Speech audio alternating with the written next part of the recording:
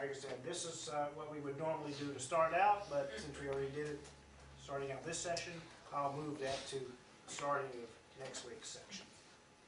Another 10 minutes, so that's what we'll do there. The vocabulary review, though, good idea for us to keep up the review. Here's some review. Okay, again, this is the conjunctions. Kai, de, hati, gar, hina, un, hos, I, a, kathos, hate, and pos.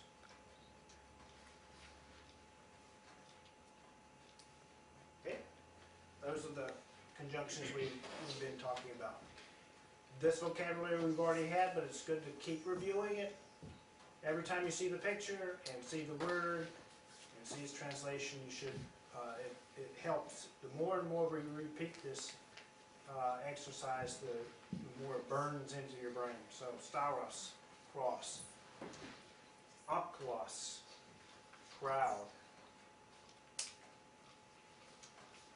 Petros, Peter. And next time we do this, I'll put some animation into this so that we can test ourselves. Polis, city. Helios, sun. Kyre, hand. Pous, foot. Basileus, king. Ploion, boat.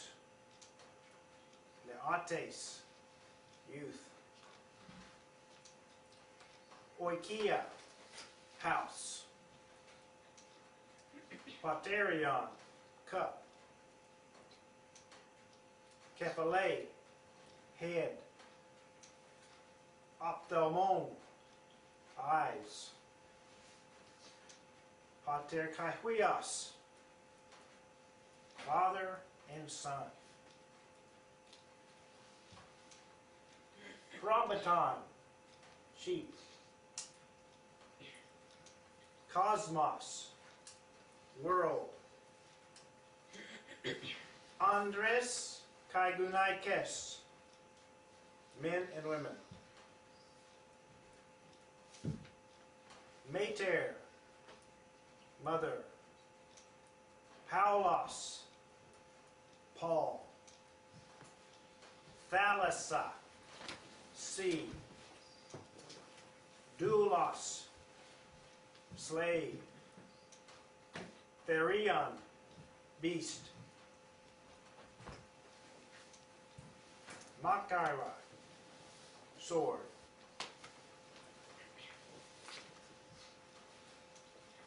Okay, I'm going to conclude tonight by talking about what prepositions are, and we're going to be getting into the actual prepositions next week. It's important that I explain what kind of a word this is.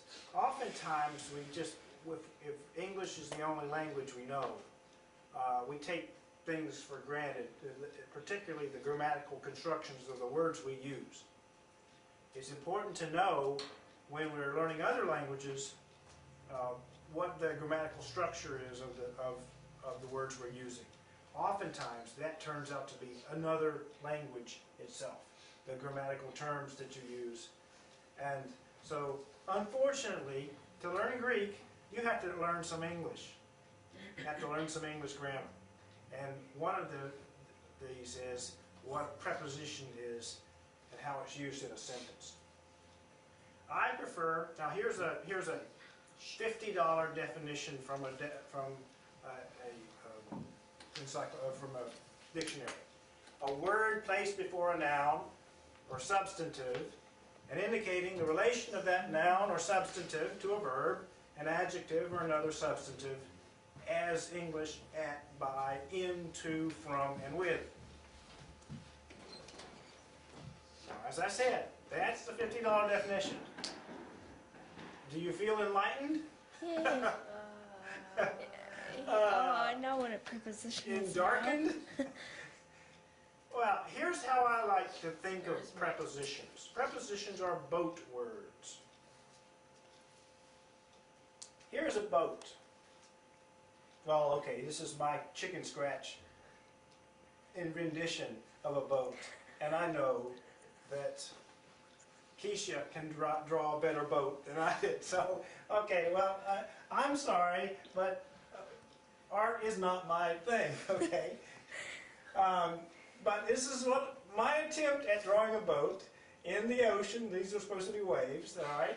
And this is supposed to be a sail, and this is supposed to be a person on the boat. Ah, see? Prepositions. One of the prepositions is on. Or here's a fish in the sea. Okay, yes, that's supposed to be a fish. I know. Noah caught bigger fish. Okay.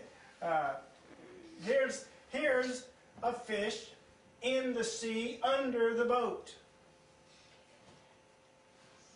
All right? The boat is under the sun or the sky. So what I'm trying to say is think about the relationship a word might have with the boat, and it's a good way of testing to see whether it could be a preposition. We're looking for words that describe some kind of relationship with a noun. In this case, we use the boat as an example. But we've used a lot of nouns as our base vocabulary, and we're going to be playing around with the prepositions that we find and finding examples in the scriptures where these prepositions are found that will help you to get a grasp on how the prepositions are used. Okay? That's where we're going to end tonight. See you next week.